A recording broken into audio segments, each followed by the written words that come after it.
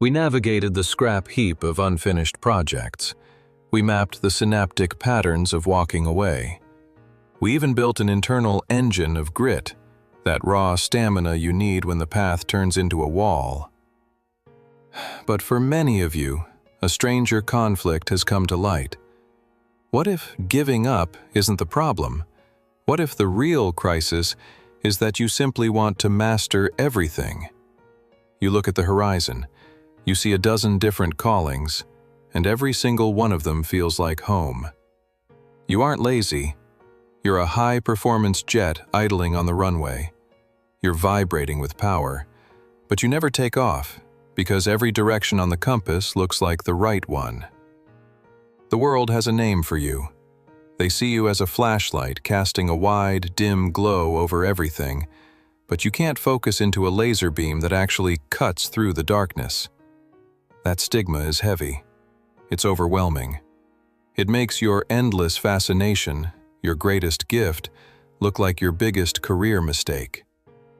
You know, honestly, I think we've been looking at this all wrong. It's not a defect, it's a design. Let's look at the map. Today, we neutralize that pressure. We're going to analyze the topography of a modern life and build a blueprint for those of us who weren't born to settle for just one identity. First, we have to admit it.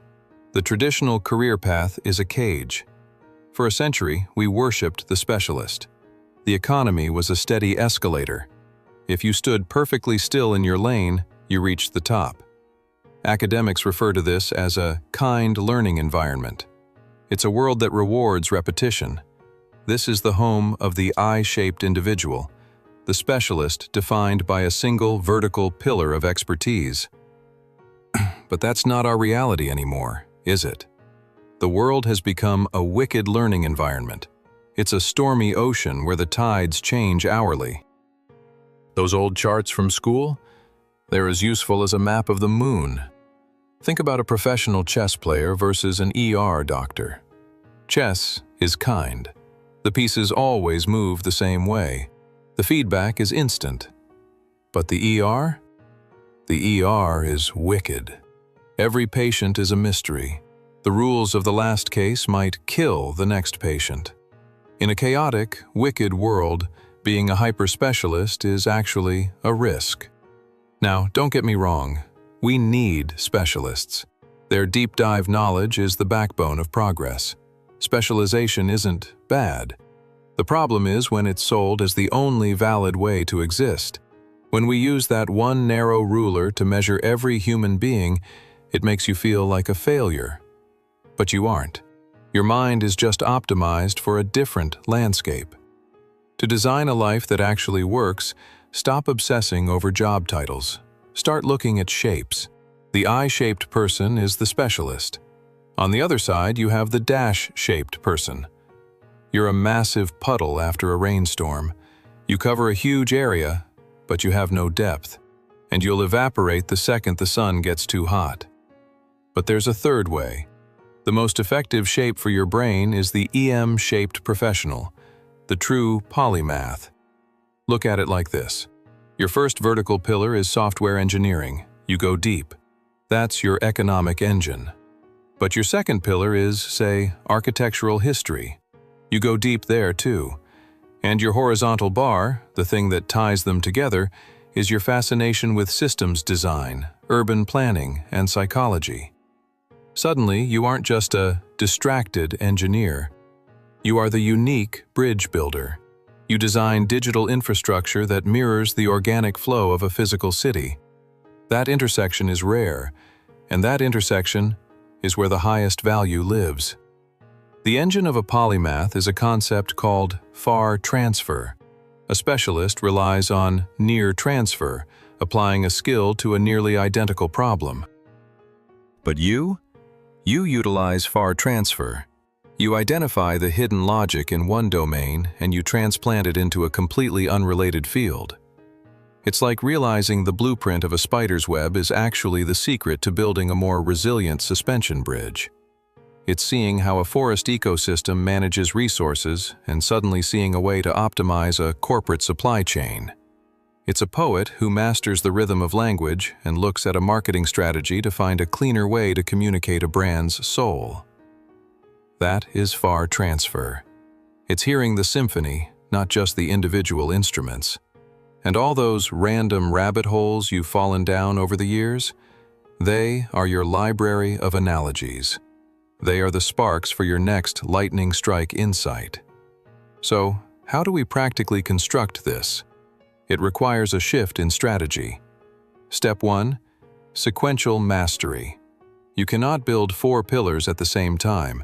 If you try, you'll end up back as that shallow dash shape. You have to select one pillar, dedicate yourself to it. Give it a window, maybe a year, maybe 18 months. Now, the million-dollar question, which one do you start with? The fear of picking the wrong one is what keeps most scanners paralyzed. Lower the pressure. This isn't a life sentence. It's just your focus for this particular season. A smart first move is often the stability pillar, the one that provides the most leverage or financial security. Or it could simply be the interest that has the most heat right now. Just pick one. Go all in. Build that leg until it's sturdy, until you've reached about 80% proficiency. You don't need to be the greatest on earth. You just need functional fluency. You need to be able to solve problems without constantly checking a tutorial. Once your curiosity for that topic reaches a plateau, you make a deliberate move. This isn't quitting because things got hard. This is strategic pivoting. It's a graduation. You are making a conscious choice to start your next pillar. This brings us to the second strategy. If your brain is wired for exploration, it is often a brilliant move to have a platform job, a role that provides financial peace without evaporating all your mental bandwidth. Franz Kafka did exactly this. He worked at an insurance institute. It was the stable soil that allowed his creative mind to explore the depths of the human condition. You might need to change how you view your 9 to 5. It isn't just a check. It's a strategic asset. A low-drain job leaves you with a surplus of your most precious currency, cognitive energy. You can then reinvest that energy into building your other pillars. A high-stakes, high-stress dream job might sound great, but if it demands 110% of your soul, it leaves no room for the cross-pollination your brain actually needs to survive. The final element is a capture system. Because let's be honest, a scanner's mind produces more ideas than it can ever actually execute. Your mind is a heavy thunderstorm of brilliant ideas, but your working memory is just a single bucket.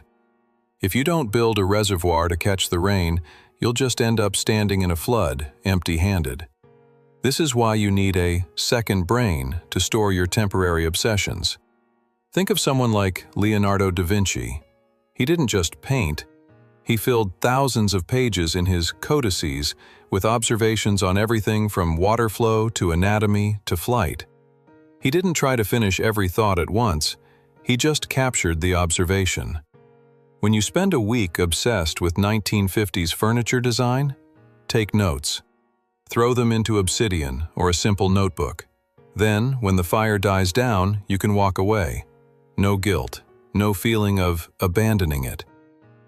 2 years later, when you're designing a user interface, you might look back at those notes and realize the ergonomics of a mid-century chair are the perfect solution for your digital layout. That's the magic. But it only works if you save the ingredients so you can cook with them later. Let's bring this home. You aren't a quitter who lacks backbone. You are a scanner, a potential polymath. Your mind wasn't built for the static, narrow world of the 20th century specialist. It was built to be a translator between different kingdoms of knowledge. The path isn't always easy, and building pillars takes real time. But honestly, just having a blueprint for how your mind works, it brings an incredible sense of relief, doesn't it? The shame starts to melt away, and a steady confidence takes its place. Pick your first pillar, build it with intensity. Use your day job as a launch pad, not a cage. and set up an external system to catch those sparks of inspiration. You weren't meant to master just one thing. You were meant to be the person who sees how it all fits together. You aren't a single specialized tool. You are the Swiss Army knife in a world that finally realized it's facing problems a simple screwdriver can't solve.